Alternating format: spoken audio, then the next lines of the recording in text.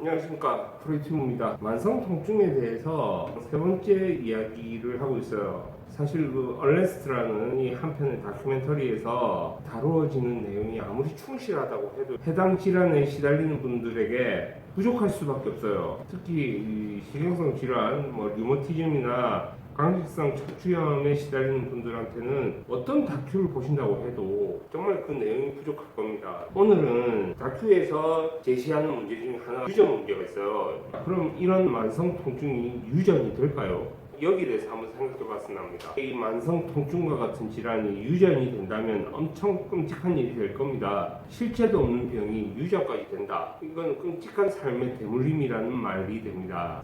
예를 들어서 CRPS에 시달리는 분이 있어요. 이분이 사랑하는 사람이 있어요. 결혼을 했단 말이에요. 결혼해서 자녀를 낳았어요. 그리고 그 자녀가 커서 이 자녀도 CRPS에 시달려요.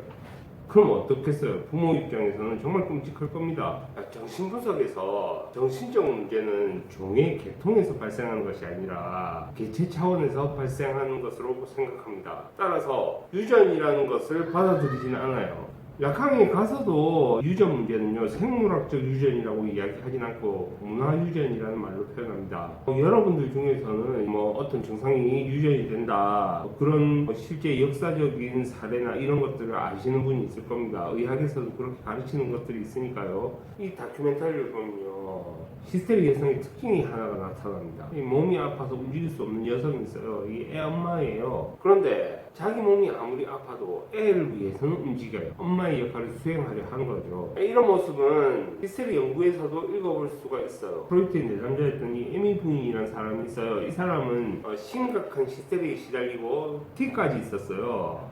얘기하다 막 이런 소리도 계속 내고 그랬거든요. 그리고 또 굉장히 아팠단 말이에요. 그런데 그런 고통이 있었음에도 불구하고 자기 일을 할 때만큼 그 고통을 다 견디고 책임감 있게 자기 일을 수행을 했습니다. 프로이트는 초기에 유전 문제를 거론한 적이 있어요. 그래서 히스테리도 기질성이라면 예후가 좋지 않을 것이다, 이런 이야기도 합니다. 물론 이게 초기 이론일 때입니다. 초기에는 그렇게 이야기를 했어요. 그런데 나중에는 이 이론을 포기합니다. 신경증하고 유전이 상관없다는 그런 태도를 취해요. 실제로 이 신경증에 시달리는 부모님 밑에서 건강한 자녀가 나올 수도 있고요, 건강한 부모님 아래에서도 신경증에 시달리는 자녀가 나올 수 있습니다. 이거는 우리 일상에서 굉장히 흔하게 볼 수가 있어요. 의학에서는요, 부모와 자녀가 같은 질환을 앓으면 유전 혹은 가족력으로 설명을 하려는 시도를 해요. 실제 그 정신과에서는 가족력을 좀 더 중요하게 생각을 하죠. 그렇다면 정신분석에서는 뭘 중요하게 보냐, 동일시 문제를 중요하게 생각합니다. 이 동일시라는 것은 아이가 엄마 아빠를 얼마나 사랑했는지 혹은 가족 간의 유대가 얼마나 깊이 있는지에 따라서 동일시의 종류가 구분될 수 있습니다. 동일시도 세 가지가 있어요. 순수 동일시, 역동일시, 히스테리 동일시, 이 세 가지죠. 이 동일시 문제는 나중에 따로 영상을 제작하는 게 좋을 것 같으니 설명은 생략하겠습니다. 그런데 우리 주변에는요, 정신적 문제를 유전으로 치부를 해버리는 경우가 있어요. 그래서 겁을 주는 사람들이 있습니다. 그래서 많은 것을 미리 포기할 때도 있어요. 예를 들어서 우리 가게에 이 조현병이 있다, 그러면 결혼을 포기해버린다거나 하는 경우가 있어요. 정신질환에 대해서는 이렇게 생각하는 게 좋을 것 같아요.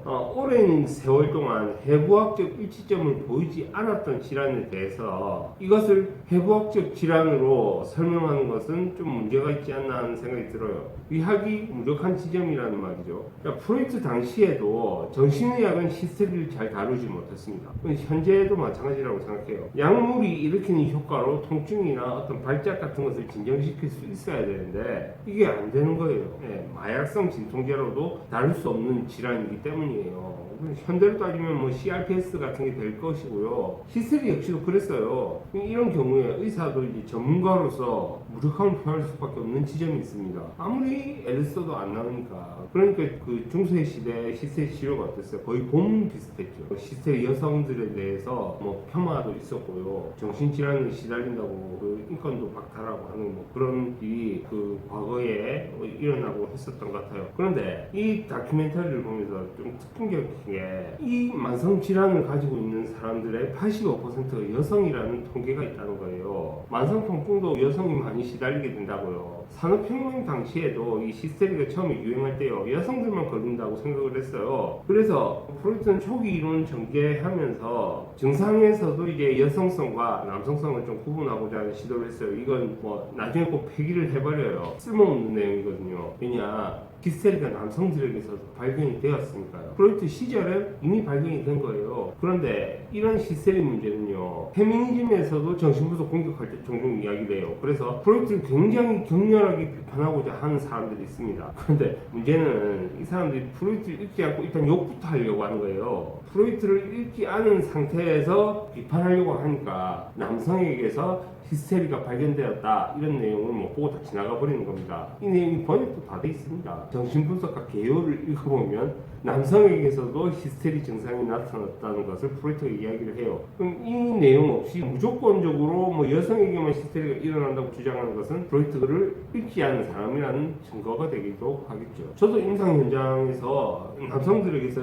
발병하는 히스테리들을 볼 때가 있어요. 좀 다른 내용을 잠깐 이야기를 한다면요, 당시의 히스테리 치료에서 최면은 굉장한 유용성을 보였어요. 프로이트도 브로이의 도움을 받아서 이 히스테리 연구할 때 암시 치료 쪽을 검토하기도 합니다. 그래서 어떤 연구까지 나오냐면, 프로이트가 초기에는 분석 기술 말고 그 당시에 신경과 의사 입장에서 이 전기 치료를 하고 나서 암시를 걸어봤단 말이에요. 그냥 암시를 거는 것보다 전기 치료 이후에 암시를 거는 게 더 효과가 좋다는 그런 발견까지 해요. 최면의 효율성을 높이기 위해서 그랬을 겁니다. 그런데 이런 연구를 암시와 관련돼서 계속해 나가다가 이례적인 케이스를 하나 발견해요. 피암시성이 낮은 여성의 치료를 담당했던 거죠. 이 여성이 루시예요. 히스테리 연구에 나옵니다. 이 여성에게는 암시가 먹혀 들어가지 않는 거예요. 따라서 이때부터는 최면 조금 하다가 최면 버립니다. 암시라고 생각되는 건 전부 다 하지 않아요. 그때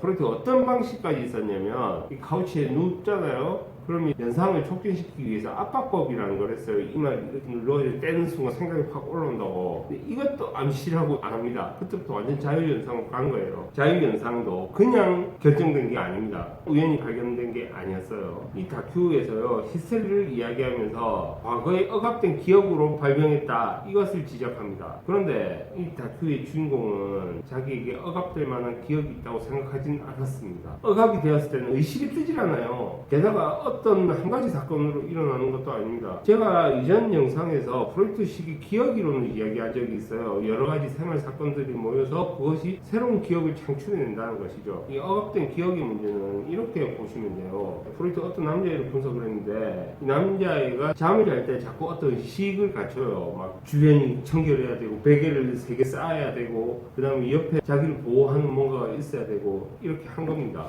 왜 이렇게 했냐? 이게 프로이트 당시에는 애를 봐준 보모가 있었거든요. 좀 애가 이쁘고 귀엽고 하다 보니까 좀 성적으로 보모가 장난을 친 것 같아요. 그 기억이 이 아이에게는 굉장히 끔찍했던 거죠. 아이의 입장에서는 정말 싫은 일을 당했으니까 엄마한테 이야기를 해야 됐잖아요. 그런데 이 보모가 한참 애 가지고 놀고 나서 애한테 그렇게 말한 거예요. 이거 엄마한테 말하지 마. 거기 이제 애는 겁을 먹죠. 그리고 시간이 지나면서 그 기억은 날아가 버리고요. 엄마한테 뭔가를 이야기해야 된다는 게 있는데, 부모에게 성폭행 당한 그 기억 의식에서 퇴출되어 버린 거예요. 따라서 떠오르지 않으니까 엄마한테만 자꾸 이야기를 하는 거죠. 그리고 밤에 잘 때 수면 외도 그대로 갖추게 되는 것이고요. 그래서 혼자서는 도저히 떠올릴 수가 없어요. 저도 과거 기억을 떠올려 보는데, 분석가의 도움이 있을 때하고 분석가의 도움이 없을 때하고는 정말 천지 차이입니다.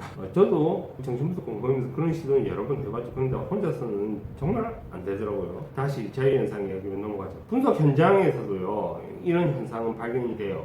처음에 자유현상이 안 되다가 단서를 잡고 다시 재차 질문을 하게 되면 생각이 확 나는 거예요. 억압 문제를 이야기하면 보통 사람들은 그런 생각을 합니다. 성적 문제나 유혹을 당한 사건이 등장할 것이라고 생각을 해요. 프로이트가 리비도를 이야기하면 그런 쪽으로 생각하기 마련이죠. 그리고 또 실제로 프로이트 그 히스테리 연구에서도 그런 사례들이 많고요. 그런데 프로이트를 제대로 폭넓게 이런 이런 오해에서 약간 벗어날 수가 있을 거예요. 제가 영상에서 프로이트 5분석을 소개한 적이 있어요. 꼬만스, 도라, 슈레버, 주인간 늑대인이 5개예요. 그런데 프로이트의 유명한 사례 중에 하나는 안 나오는데 안 나오는 왜 이 5분석이 안 들어갔느냐, 이 질문을 우리는 해볼 수가 있어요. 도라 같은 경우에는 성지식이 풍부했어요. 프로이트 당시에도 이 여성기 같은 것들이 많았거든요. 뭐 임신과 출산, 그리고 뭐 로맨스, 불륜 뭐 이런 걸 다루는 잡지가 있었다는 거예요. 좀 어린 여자들은 이런 여성기를 통해서 성적 지식을 많이 얻었단 말입니다. 도라는 그런 여성기 보는 것도 좋아하고 있으니까. 그런데 안 나오는 그 당시의 여성들에 비해서 놀라울 정도로 성적 지식이 부족했던 사람이었어요.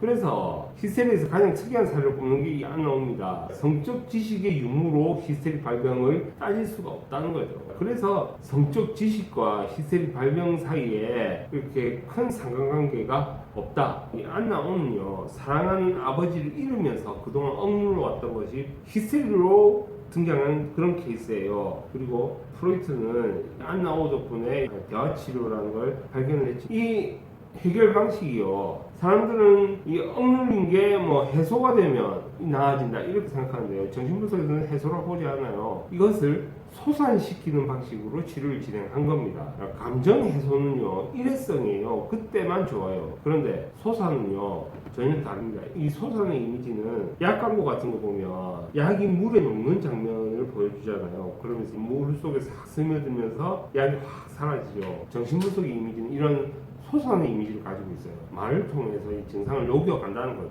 그동안 정신분석을 접하는 그런 관점하고는 좀 다르실 거예요. 보통 상담하면 감정해소 측면으로 바라보고 있거든요. 이 다큐의 주인공은 전환 히스테리를 진단받았습니다. 전환 히스테리라고 하면 의학에서는 섬유 근육통이나 낭창 같은 질환도 거기에 해당한다고 하죠. 면역학자는 이것을 뇌의 문제로 설명하려고 해요. 뇌 사진을 보니까 뇌에서 탈수된 부분이 관찰되었다, 이런 이야기를 하죠. 그런데 이게 정말 원인일까요? 수많은 행동 문제를 뇌질환으로 검토한 사례들이 있습니다. 이것은 신경정신분석에서도 그런 시도들을 하고 있어요. 그런데 그것들이 모두 공통적인 요소를 가지고 있는 것은 아닙니다. 프로이트라면 이런 질환의 원인을 뇌로 생각하지 않을 겁니다. 물론 저 역시도 경험적으로 뇌로 생각하지 않습니다. 덴마크에서는 이 만성피로를 정신질환으로 생각하고 있어요. 그래서 정신의학적인 수용소 치료를 실시합니다. 가족들로부터 강제로 분리를 시키는 거죠. 저는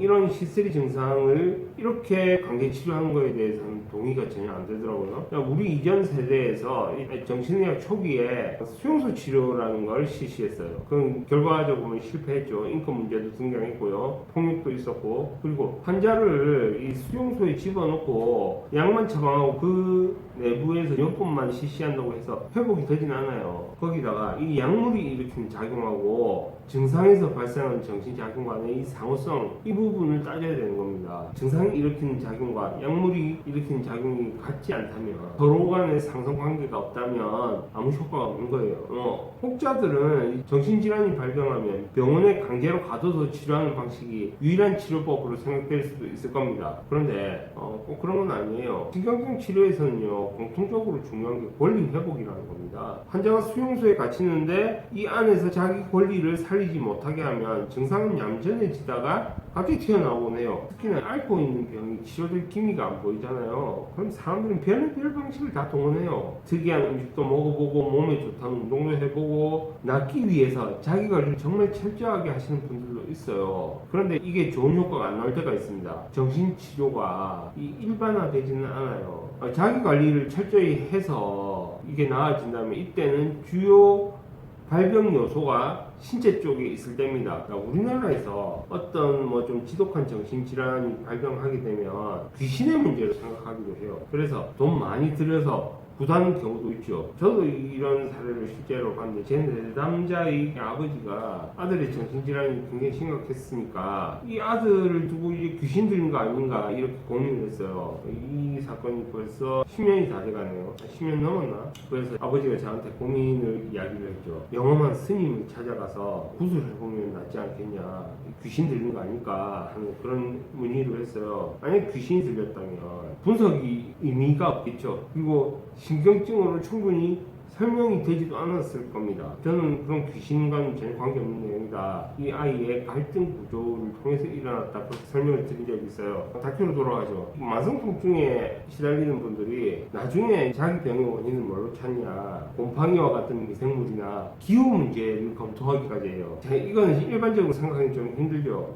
그래도 다큐멘터리에 나온 주인공은 그나마 좀 나은 편이에요. 남편이 그걸 다 케어를 해주거든요. 그 외에도 굉장히 다양한 케이스가 많아요. 이런 경우는 일단 자기 증상이 설명이 되었다면 그걸 좀 기뻐합니다. 그것이 비록 잘못된 설명이라고 할지라도 그걸 찾았다는 거 하나만으로 좀 기뻐요. 야, 이 언레스트라는 다큐로 영상이 3개나 나왔네요. 예, 이 다큐는 이 낫지 않는 질환을 견뎌야만 하는 사람들에 대한 이야기를 찾고 있어요. 수많은 치료법을 찾아보고 검토했지만 결국 찾아내지 못했습니다. 그러니까 이런 경우에 정신분석은 색다른 치료적 가능성을 열어줄 수가 있어요. 의학에서 곤란을 표현하는 질환들이 있습니다. 혈관성 두통이나 감기성 척추염, 다발성 경화증, 이런 통증을 정신분석적 관점으로 접근하면 의학적 관점과는 좀 더 색다른 관점으로 접근할 수가 있다는 거죠. 사실 역사를 되돌아봐도요, 정신의학에서 히스테리를 제대로 다룰 수 있었다. 그러면 프로이트의 존재는 알려지지도 않았을 겁니다. 그래서 어떤 측면에서는 프로이트가 히스테리를 연구하면서 치료 효과를 일으켰단 말이에요. 낫게 했다는 거죠. 그러니까 이 프로이트가 유명해진 거지. 그렇지 않았으면 이 프로이트의 존재는 정신분석가가 아닌 다른 쪽으로 좀 유명해졌을 것 같아요. 그럼 오늘 영상은 여기까지 하도록 하겠습니다. 가시기 전에 구독과 좋아요 한 번씩만 눌러주시기 바랍니다. 감사합니다.